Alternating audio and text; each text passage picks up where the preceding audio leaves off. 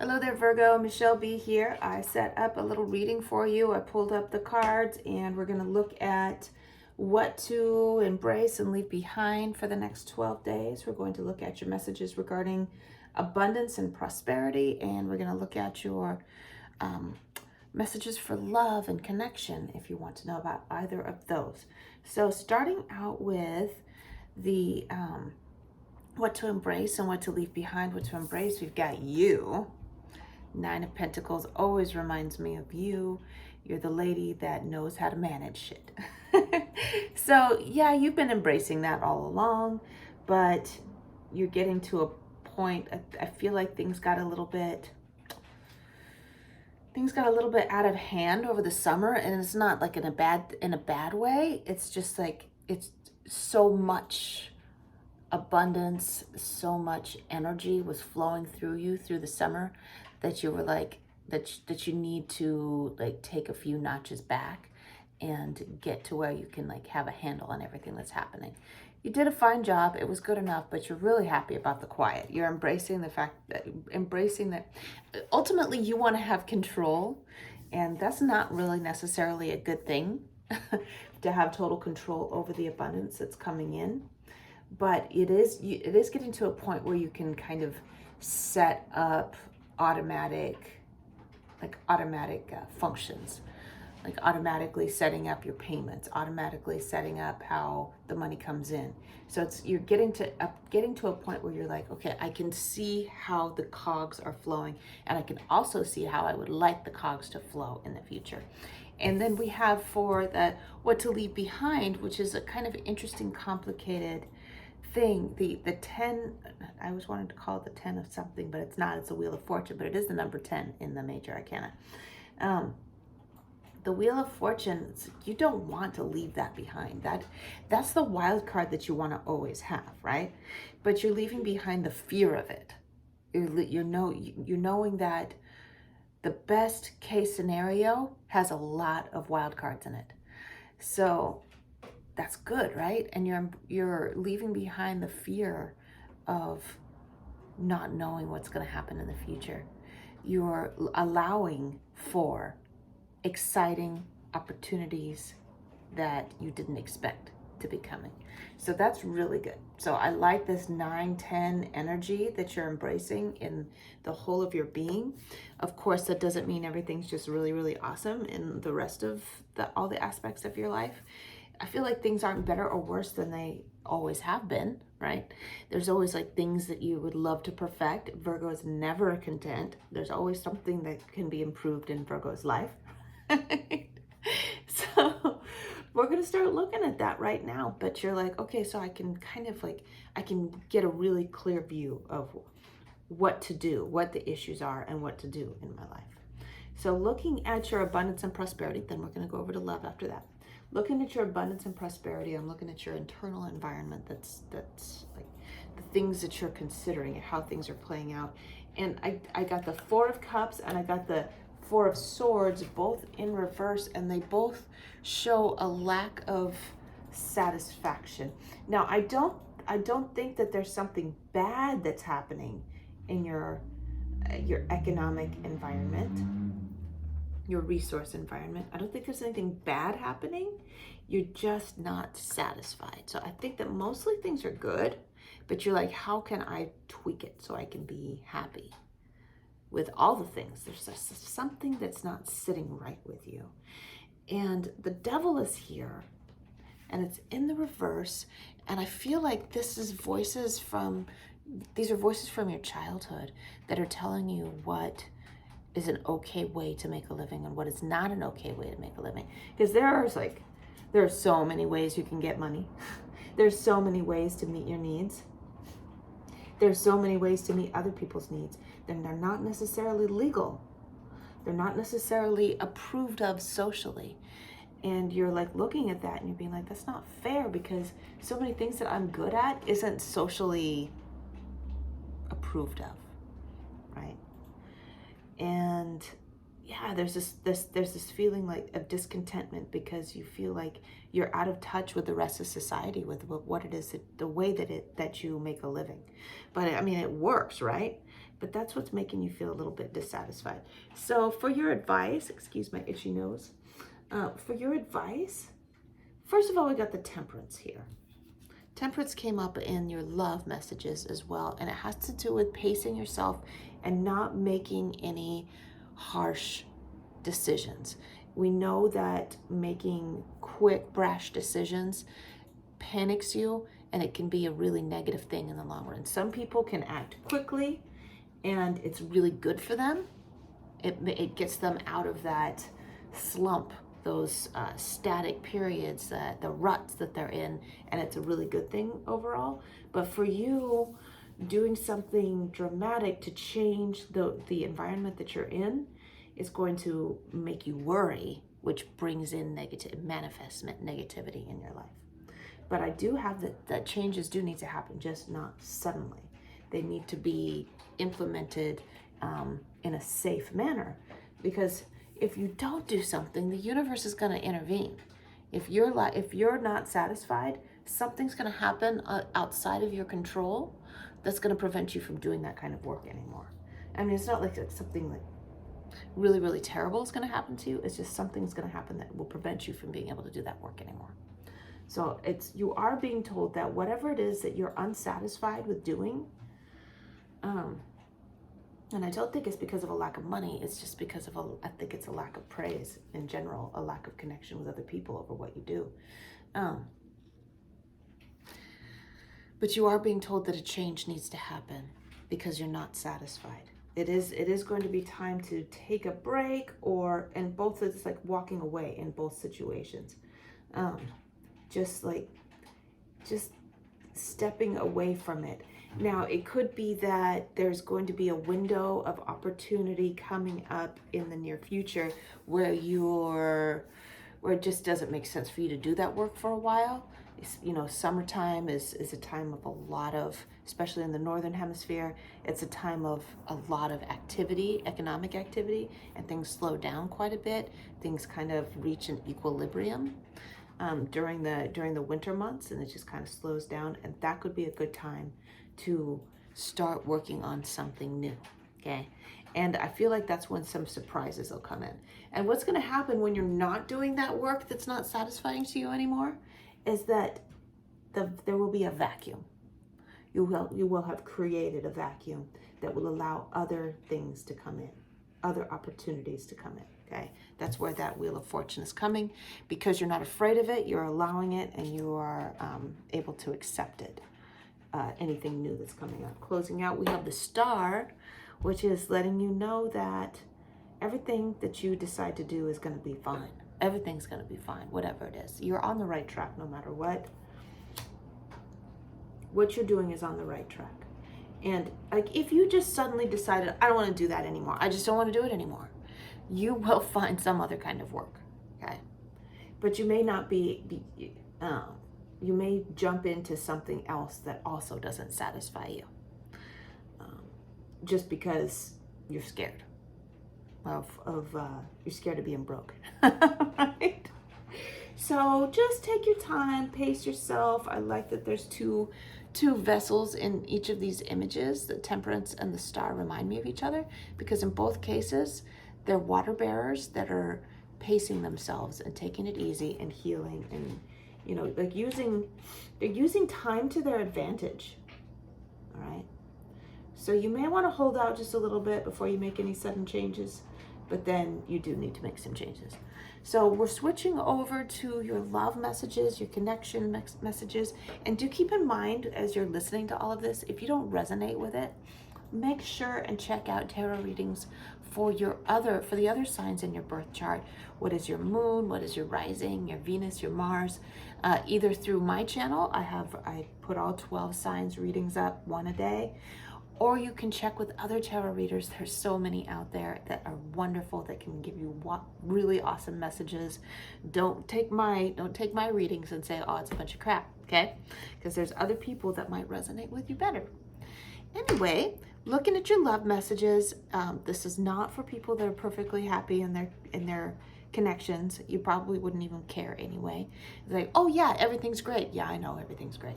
And it's not for those of you who are perfectly happy being single. This is for people who want to be in a relationship, or people who are just not quite satisfied in the relationship that they're in. So I'm going to look at both situations through the lens of the cards that I pulled. So once again, I have the Temperance, and it is about healing and pacing yourself, remembering what your physical and emotional needs are first before you concern yourself about what somebody else needs.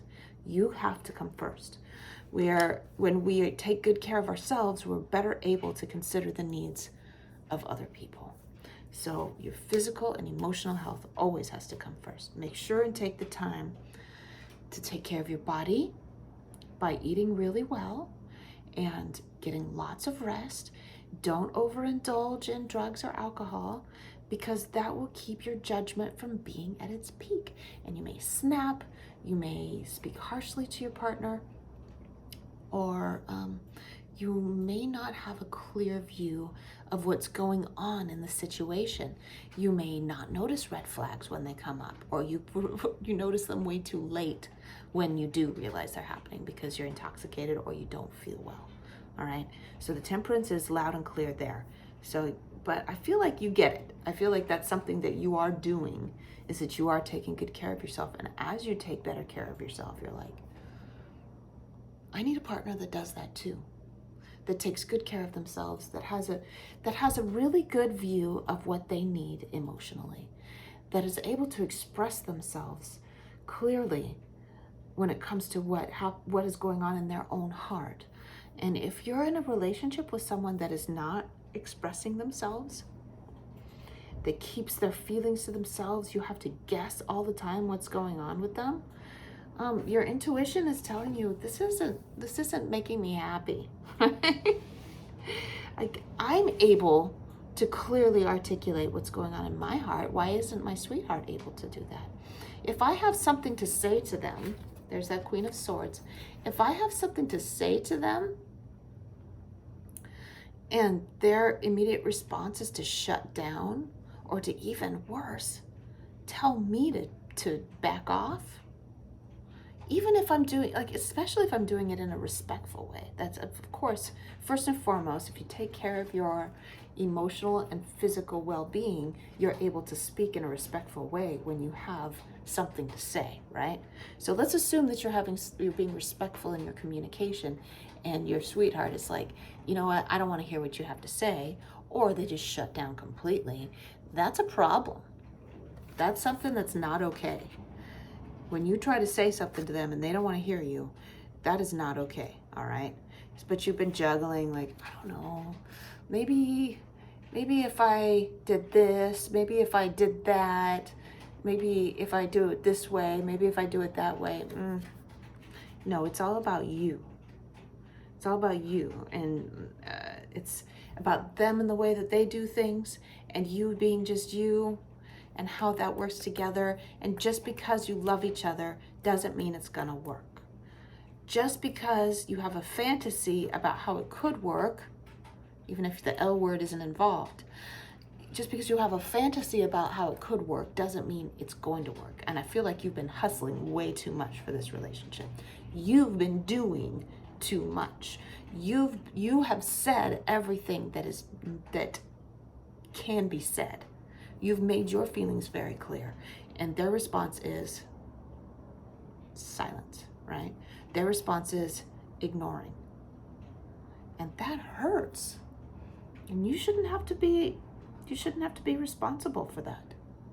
You shouldn't be held liable for that. But you're like, oh, but I have this fantasy about how it could work. But is it working? Is it working right now? Are you content right now? That's a question to ask yourself. You know in your heart what you need to do. Now, I got this collection of clarifying cards that I'm like, how does that even make sense to what I just said? There's some guilty feelings, there's some shameful feelings, there's some FOMO going on, and maybe this has has a lot to do with stuff from the past for those of you who would like to be in a relationship and aren't able to pull that together for yourself. There are some of you, yes, this came up when I was looking at it before I started recording. There are some of you that are hung up on exes, and that's preventing you from meeting anybody new. That's there, right? That holding on to the memory of what there was and only remembering the good things, and also holding on to the fantasy of what could be if they realized how special you are. And meanwhile, you're like, why can't I meet anybody new to replace this? Because you haven't released it and let it go yet. What a generous person you are.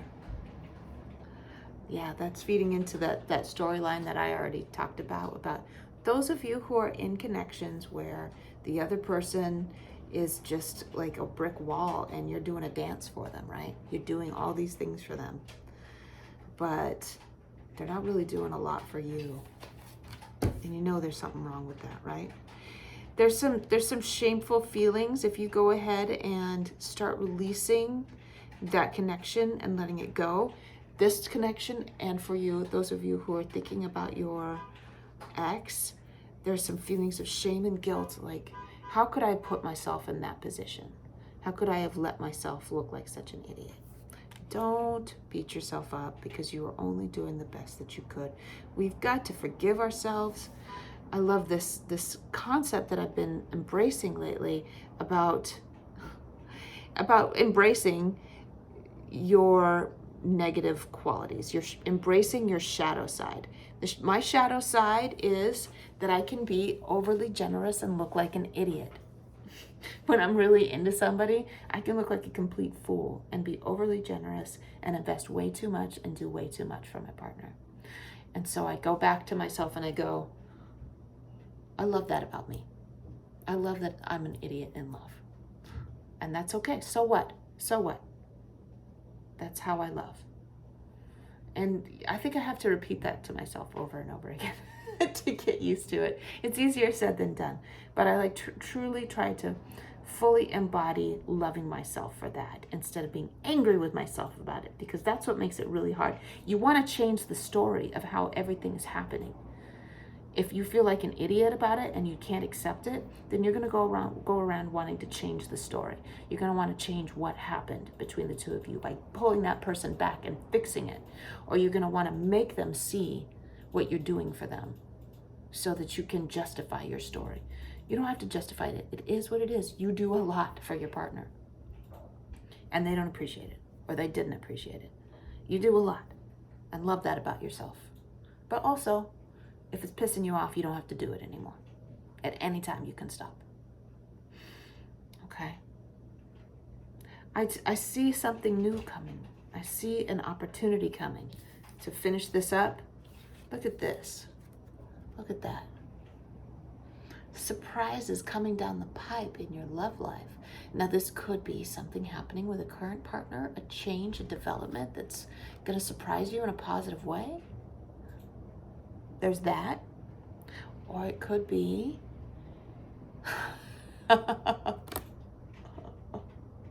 I just got a little download about it, just as somebody you can have sex with. I'm blushing. That's me. I want that. I want that. Some good sex coming? Ooh, maybe. Be ready to catch it. Be ready to let it in. You see this pentacle needs to fit in that slot, so make sure it's open so you can catch it. Catch it all. All right, looking at your affirmations to finish up, Virgo. Affirmations. I am good, I am whole, I am complete in who I am. Wholeness cards by the Salvage Sawhorse. Get yourself a deck. Where I am right now is where I need to be, even if I feel like a fool.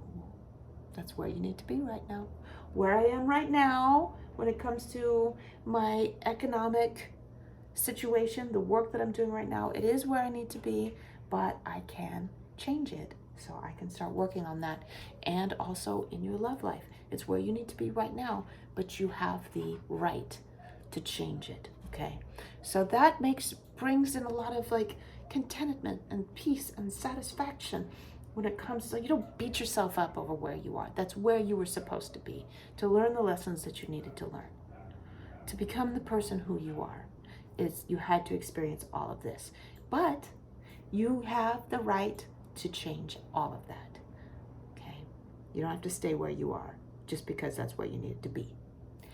This present moment is already moving toward the past, and you get to change your future. This is where I leave off, Virgo.